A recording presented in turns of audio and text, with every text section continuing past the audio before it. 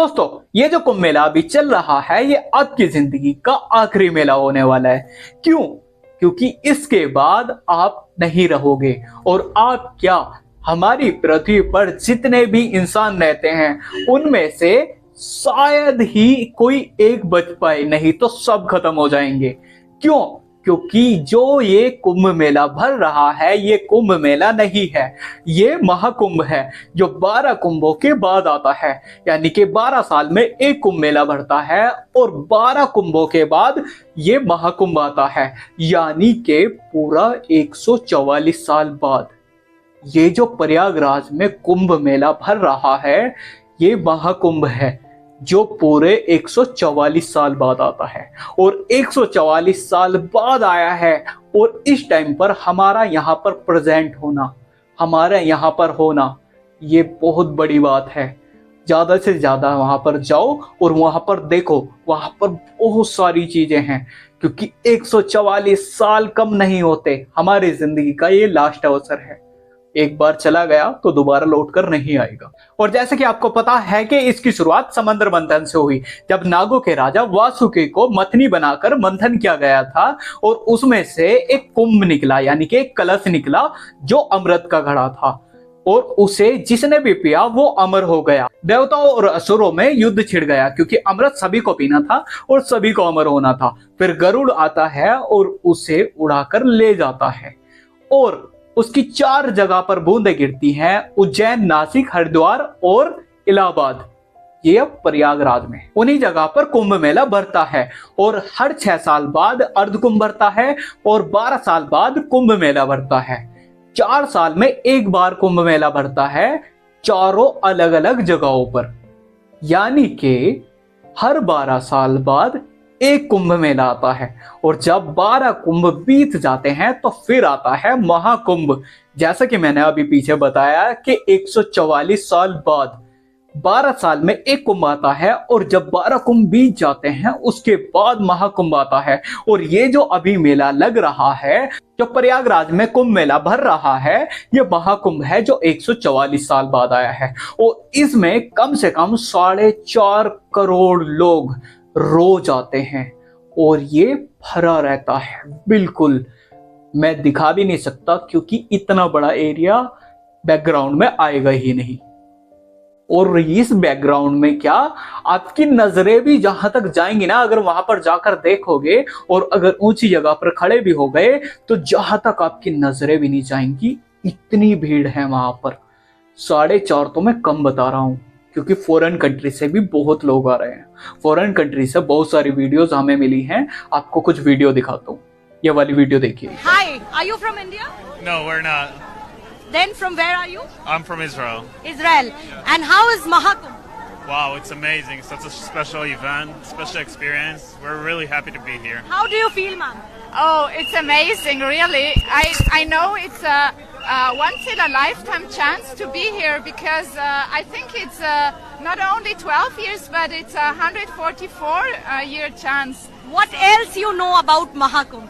I know that there was this Snan.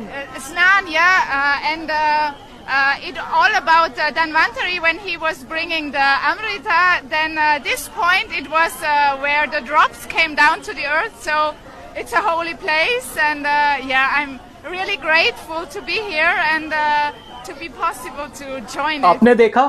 ये वाली video और देखिए, एक वीडियो और दिखाता हूँ आपको। ये वाली वीडियो देखिए।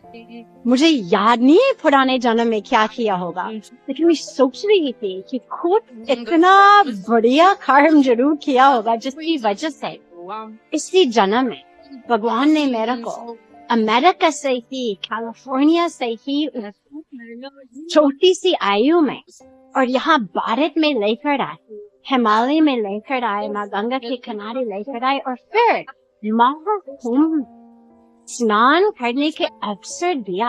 मैं सोच रही थी कि मैं मतलब अपने को परम भाग्यशाली मानती। देखा आपने, अलग अलग कंट्री से, अलग अलग देशों से, दुनिया में जितने भी फॉरेन कंट्रीज हैं सभी जगह पर यहाँ पर लोग आ रहे हैं और भारतीय संस्कृति को जानने का प्रयास कर रहे हैं। और उनमें से जो भी फॉरेन कंट्री से यहाँ पर आ रहे हैं उनमें से 45% लोग सनातन धर्म को अपना रहे हैं। आपने पहले भी बहुत सारी वीडियोस देखी होगी जो फॉरेन कंट्री में हमारे सनातन धर्म को अपनाते हैं, आपने बहुत सारी वीडियोस देखी होंगी। और यहाँ तो ज्यादा से ज्यादा लोग सनातन धर्म अपना रहे हैं। और ये वाली वीडियो और देखिए, एक वीडियो और दिखाता हूँ आपको, ये वाली वीडियो देखिए। India is a spiritual heart of the world. The water is cold, but the heart is warm. Jai Shri Ram. Devraj सेव्यमान पावनं कृपाङ्कजं व्यालयज्ञसूत्रमिन्दुशेखरं कृपाकरम्। It's been beautiful to come and see Ganga Ma, Yamuna Ma, Saraswati Ma.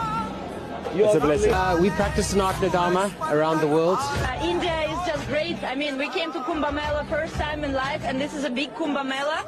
Go to Yamuna Ji and take a dip. Yes, for sure. Absolutely. हमारी भारतीय संस्कृति को जानने के लिए अलग अलग देशों से लोग आ रहे हैं। और हमारे भारत के लोग क्या कर रहे हैं? किस कलर की चड्डी पहने हो बता दो जरा, इसमें उलझे हुए हैं। लेकिन आप खुद सोचिए यार, मतलब भारत के लोग इस चीज का लुत्फ नहीं उठा पा रहे और फॉरेन कंट्री वाले हमारे सनातन धर्म को अपना रहे हैं, लेकिन हमारे भारतीय लोग इसे बोलते हुए जा रहे हैं। ये बहुत दुख की बात है ना? लेकिन हम उस चीज को जानेंगे जो इसमें बहुत ज्यादा खासियत है। और इसी बीच एक बाबा और फेमस हो रहे हैं जिन्हें IITN बाबा कहा जा रहा है। क्यों? क्योंकि उनका रियल नाम तो वैसे अभय सिंह है, लेकिन मुंबई से उन्होंने IIT की है और उनका सालाना पैकेज था 36 लाख रुपए। और उसके बाद भी वो जॉब छोड़कर यहां पर आ गए, सनातन धर्म को अपना लिया। मतलब हिंदू तो वो पहले से भी थे, लेकिन जॉब वगैरह सब चीज छोड़कर उन्होंने अध्यात्म का रास्ता अपनाया। आप वीडियो देखिए, मैं वीडियो दिखाने वाला हूँ। क्या करें, दुनिया में कभी भी अंत हो सकता है यार। हंसते हंसते मरूंगा मैं। अभी भी अंत हो सकता है ना मौत का। अभी नहीं हंसे तो फिर एकदम से यार मैं तो बिजी था, भगवान ने तो रुको टाइम को रोको, मौत को। अभी तो इस मोमेंट में भी रहेंगे, शांत भी हो सकते हैं, जरूरी नहीं हंसना, पर वो सही है हंसना, वो ब्लिसफुल स्टेट होता है ना, नेचुरल। बहुत अच्छे तरीके से आप बात कर रहे हैं, हमें लग रहा है कि आप पढ़े लिखे बहुत। हाँ, IIT बॉम्बे से पढ़ा हुआ ना जी। IIT बॉम्बे से एरोस्पेस इंजीनियरिंग किया ना मैंने। IIT मुंबई से? हाँ, एरोस्पेस इंजीनियरिंग। हाँ। एक वीडियो और दिखाने वाला हूँ, ये वाली वीडियो देखिए आप। मृत्यु सत्य है ना। अभी जैसे मैं इतना सब कुछ बोल रहा हूँ कि मैं ये हूँ, मैं ये करूंगा, वो करूंगा, अगली मोमेंट भी खत्म हो सकता है ना। उसको भी तो याद रखना पड़ेगा हमेशा कि इतना तुम उस चीज में मत चले जाओ। IITN अभय सिंह का ऐसा हो जाना, उसके पीछे भी एक रीजन है। क्यों? क्योंकि ये एक लड़की से बहुत ज्यादा प्यार करते थे। जब ये नोएडा में अपनी सिस्टर के यहाँ पर जॉब करते थे, इनका पैकेज 36 लाख रुपए सालाना था। लेकिन वो लड़की उन्हें 4 साल बाद छोड़ के चली जाती है और ये बहुत ज़्यादा डिप्रेशन का शिकार हो जाते हैं। और फैमिली से भी ये प्रेशर थे, पहले से ही प्रेशर मिल रहा था, फैमिली से भी पहले से ही। उसी के चलते दोनों तरफ से जब प्रेशर मिला तो ये माइंडली बहुत ज़्यादा डिस्टर्ब हो गए। तो इन्हें कुछ भी समझ नहीं आ रहा था। फिर इन्होंने सनातन धर्म की कुछ किताबें उठाई, गीता उठाई और कुछ ऐसी पुस्तकें उठाई जिनमें जो सनातन धर्म है उसके बारे में बड़ा डीपली लिखा हुआ था। जीवन का आधार क्या है वो लिखा हुआ था, जीवन कैसे चलता है वो लिखा हुआ था, और जीवन का असली मकसद क्या है वो सब इन्होंने पढ़ा। पढ़ने के बाद इन्होंने ये लास्ट ऑप्शन अपनाया, क्योंकि जब इन्हें पता चल चुका था कि दुनिया में कोई भी अपना हितैषी नहीं है, सब बस कुछ टाइम के लिए हैं हमारे साथ, एक टाइम पर सब चीज खत्म हो जाएगी। और जैसा कि आपको भी पता है कि जाना तो सभी को अकेले है ना, इसलिए और इन्होंने ये रास्ता अपनाया। इनकी फैमिली वालों ने भी वापस बुलाने की काफ़ी कोशिश की, लेकिन इन्होंने मना कर दिया और अभी ये बहुत खुश हैं। आप ये वीडियो देखिए। प्रयागराज के महाकुंभ में वायरल हुए झज्जर के IITian बाबा अभय सिंह ने अध्यात्म का रास्ता चुना, जिससे उनके माता पिता कर्ण सिंह और उनकी मां भावुक है। कर्ण सिंह, जो वकील हैं और झज्जर बार के प्रधान रह चुके हैं, ने बताया कि अभय ने अपने सभी पारिवारिक नंबर ब्लॉक कर दिए हैं। कर्ण सिंह ने बताया कि अभय बचपन से ही होनहार था और मुंबई IIT में एयरोस्पेस इंजीनियरिंग की पढ़ाई की। कोरोना के दौरान कनाडा में रहते हुए उसने नौकरी की। अध्यात्म की ओर उसका झुकाव नेचुरोपैथी चिकित्सालय में मेडिटेशन के दौरान बढ़ा। अभय के फैसले से माता पिता खुश नहीं है। देखा और सुना आपने कि इनके साथ क्या हुआ और अभी इनकी लाइफ कैसी है। बहुत सारी मान्यताओं के अनुसार ऐसा कहा गया है और बहुत सारे विद्वान जो है उनका कहना है कि अगर आपकी जिंदगी में कभी भी कोई भी प्रॉब्लम चल रही हो और उसका सॉल्यूशन नहीं मिल रहा हो, बहुत ज्यादा प्रेशर से आप घिर चुके हो, माइंड काम नहीं कर रहा है और मन अपनी अवचेतना से बहुत ज्यादा हमें परेशान कर रहा है और कुछ भी समझ में नहीं आ रहा है, तो उसका best of the best solution ये है कि आप कहीं से भी एक गीता लो और गीता को रैंडमली कहीं से भी खोलो और जैसे ही आप खोलोगे तो उसके राइट साइड वाले पेज पर जो लिखे होंगे, श्लोक जो लिखे होंगे, उनमें आपका सॉल्यूशन 100% मिल जाएगा। लेकिन ये सिर्फ तभी काम करेगा जब आप रियल में परेशान होंगे या रियल में आपके मन में या दिल में जो आपको चोट लगी है उससे परेशान होंगे और वो क्वेश्चन आपको बहुत ज्यादा परेशान कर रहा होगा रियल में। लेकिन अगर आप आजमाने की कोशिश करोगे तो ऐसे तो मन बहुत सारे हो जाएंगे और बहुत सारे क्वेश्चन निकल के आ जाएंगे। ऐसे आप देखोगे तो श्लोक कोई और मिलेगा और आप क्वेश्चन का भंडार लेके बैठे होंगे। ऐसा नहीं होगा। लेकिन अगर कोई परेशान है तो इसे अपनाए, ये 100% वर्किंग है। मैंने खुद ट्राई किया है। पता है हमारी सबसे बड़ी प्रॉब्लम क्या है? हम 2-4 बातों को सुन लेते हैं और उन्हें ही रटते रहते हैं और सोचते हैं कि हम विद्वान हो गए। लेकिन बहुत सारी चीजें ऐसी हैं जो हमने अभी नहीं जानी है। इस धर्म में बहुत सारी पुस्तक ऐसी हैं, उन्हें एक बार खोलिए और खोलकर उन्हें पढ़ने की कोशिश कीजिए तो आपको इतनी सारी चीजें मिलेंगी, आप चौंक जाओगे कि यही तो मेरी लाइफ में चल रहा है, उसका सॉल्यूशन यहाँ पर लिखा हुआ था, मुझे पता ही नहीं था।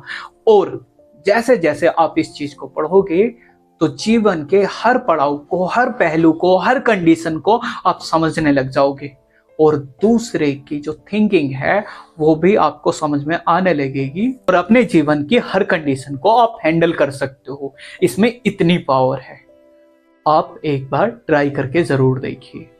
और कुंभ मेला बहुत सारी चीजों को एक साथ जोड़ता है। इसमें अखाड़े भी होते हैं और जो भी श्रद्धालु होते हैं उनके लिए बहुत सारी सुविधा होती है और जो जितने भी महात्मा होते हैं, साधु होते हैं, संत होते हैं, ऋषि होते हैं, मुनि होते हैं, सब यहाँ पर देखने को मिलते हैं। क्योंकि ये कुंभ मेला है जो पूरे भारत को एक जगह पर जोड़ता है और सबसे ज्यादा पॉपुलर और सबसे ज्यादा पॉपुलेशन वाली ये जगह, यहाँ पर सभी आपको देखने को मिलेंगे। आप एक बार जाकर देखिए, यहाँ पर ऐसा लगेगा कि आप दूसरी यूनिवर्स में आ गए हो। क्यों? क्योंकि यहाँ पर वो हर चीज आपको देखने को मिलेगी जो आपने अपने जीवन में कभी नहीं देखी होगी। और यहाँ पर इतनी सारी भीड़ होती है जो पूरे भारत को एक जगह जोड़ती है और विदेश से भी जो फॉरेन कंट्री के लोग होते हैं वो भी यहाँ पर आते हैं। क्यों? क्योंकि ये पूरी पृथ्वी का सबसे बड़ा आयोजन है जो हमारे भारत में होता है, जिसे कुंभ कहते हैं। पूरी दुनिया में कहीं भी इतना बड़ा आयोजन नहीं होता जो कम से कम 4 से 5 लाख लोगों को एक साथ जोड़ता हो। और प्रयागराज में सबसे बड़ा और सबसे ज्यादा पॉपुलेशन वाला कुंभ लगता है। और ये जो कुंभ लग रहा है ये महाकुंभ है और 144 साल बाद आया है, तो इसमें और भी ज्यादा पॉपुलेशन आई है, बहुत ही ज्यादा। आप जाकर देखिए एक बार, बहुत अच्छा लगेगा। मैं भी जाऊंगा। तो गाइज कैसी लगी वीडियो कमेंट में जरूर बताएं और हमारे चैनल पर नए हो तो चैनल को फॉलो एंड सब्सक्राइब कर लो यार। मिलते हैं नेक्स्ट वीडियो में, तब तक के लिए बाय बाय।